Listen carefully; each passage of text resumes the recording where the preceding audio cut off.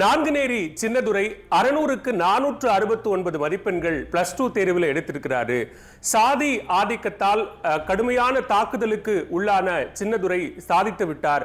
மிகப்பெரிய வெற்றியை ஈட்டி கொடுத்திருக்கிறார். ஆதிக்க சாதியினருக்கு தன்னுடைய மதிப்பெண்ணால் பதில் சொல்லி இருக்கிறார் அப்படின்னு தொடர்ச்சியா நிறைய செய்திகளை நம்ம பார்த்துக்கிட்டே இருக்கிறோம். ஆனா சின்னதுரைக்கு ஏன் அப்படி நடந்தது அப்படிங்கிற ஒரு விஷயத்தை நம்ம எல்லாரும் மறந்துட்டோம்னு நினைக்கிறேன்.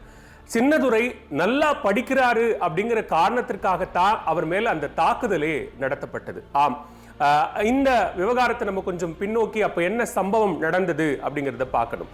நாங்குநேரி கிராமத்துல பிற்படுத்தப்பட்ட தலித் மக்கள் வசிக்கக்கூடிய ஒரு பகுதி. அந்த பகுதியில முனியாண்டி அம்பிகாபதி அப்படிங்கிற தம்பதியினுடைய மகன் தான் சின்னதுரை. அவருடைய சின்னதுரையினுடைய தங்கை சந்திரசெல்வி, அவளுக்கு 13 வயசு. அங்க இருக்கக்கூடிய பள்ளியில தான் சின்னதுரையும் சந்திரசெல்வியும் படிக்கிறாங்க. அங்க படிக்கக்கூடிய மாணவன் சின்னதுரை தன்னுடைய கல்வியில ரொம்ப சிறந்த மாணவனா இருக்கிறான்.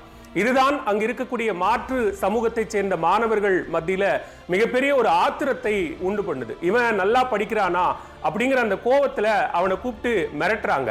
இந்த மிரட்டல் காரணமா கிட்டத்தட்ட ஒரு வார காலம் சின்னதுரை பள்ளிக்கே வரல.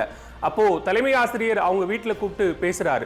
அவங்க அம்மா அம்பிகாபதி அங்க இருக்கக்கூடிய இன்னொரு தொடக்க பள்ளியில உணவகத்துல வேலை பார்க்கிறாங்க.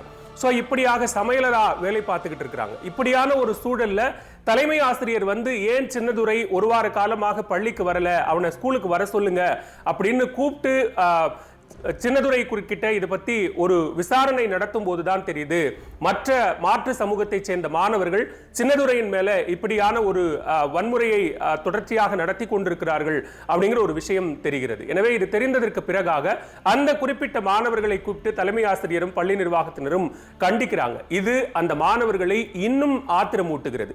இதனைத் தொடர்ந்துதான் சின்னதுரையினுடைய வீட்டுக்கு போன அவனுடைய சக வகுப்பு மாணவர்கள் 3 பேர், மற்ற 3 மாணவர்கள் என 6 பேரும் வந்து கையில அரிவாளோட சின்னதுரையினுடைய வீட்டுக்கு போறாங்க. சரமாரியாக வெட்டு விழுகிறது சின்னதுரைக்கு. கை, தோள்பட்டை என பல இடங்கள்ல வெட்டுக்காயம் விழுகிறது. அதை தடுக்க சென்ற தங்கை சந்திரசெல்விக்கும் வெட்டுக்காயம் விழுகிறது. அதே நேரத்தில் அங்க அவர்களுடைய தாத்தா அங்க இருக்கிறாரு. அவரையும் கூட பிடித்து தள்ளி எட்டி உதைத்ததன் காரணமாக அவர் மாரடைப்பால் உயிரிழந்து விட்டார் அப்படிங்கிறது ஒரு அதிர்ச்சி செய்தி. இந்த சம்பவம் நாடு முழுக்க பெரும் அதிர்வலைகளை ஏற்படுத்தியது. இந்த சம்பவம் தொடர்பாக ஒரு விரிவான விசாரணை நடத்தப்பட்டது. அந்த குறிப்பிட்ட மாணவர்கள் கைது செய்யப்பட்டு கூர்நோக்கு இல்லத்திற்கெல்லாம் அனுப்பப்பட்டார்கள்.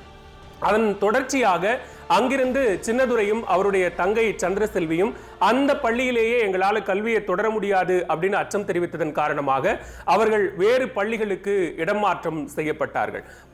மிக குறிப்பாக அவர்கள் அந்த சிகிச்சை காலகட்டத்தில் இருந்த போதே மருத்துவமனையில் இருந்தே அவர்கள் தங்களுடைய காலாண்டு தேர்வுகளை எழுதினார்கள் அப்படிங்கிறது ரொம்ப முக்கியமான ஒரு விஷயம்.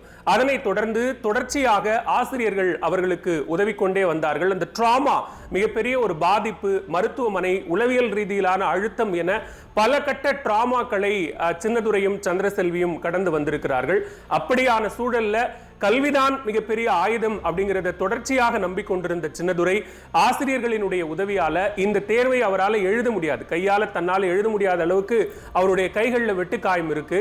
இருந்தாலும் ஸ்கிரைப் உதவியோட இந்த தேர்வை அவர் எழுதி 600க்கு 469 மதிப்பெண்கள் பெற்றிருக்கிறார். தொடர்ச்சியாக இந்த முடிவுக்கு பிறகாக பேசியிருக்கக்கூடிய சின்னதுரை, நான் வந்து பிகாம் படிக்கணும், பிகாம் படிச்சுட்டு சார்ட்டர்ட் அக்கவுண்டன்ட் படிக்கணும் அப்படிங்கிற தன்னுடைய விருப்பத்தையும் கூட வெளிப்படுத்தி இருக்கிறார். தொடர்ச்சியா நாம சின்னதுரையினுடைய இந்த மதிப்பெண்ணுக்கு பிறகாக அவனுடைய வெற்றியை அவன் மீது தாக்குதல் நடத்தியவர்களுக்கான பதிலடியா பார்த்துக்கிட்டு இருக்குமே தவிர அவன் நல்லா படிச்சதுதான் இந்த தாக்குதலுக்கு காரணம் அப்படிங்கறத நாம பார்க்க மறந்துட்டோம். எனவே சின்னதுரை தன்னுடைய சரியான பாதையில் பயணித்து தன்னுடைய இலக்கை அடைந்திருக்கிறார் அப்படிங்கிறது தான் சின்னதுரை இந்த சமூகத்திற்கு சொல்ல வந்திருக்கக்கூடிய செய்தி.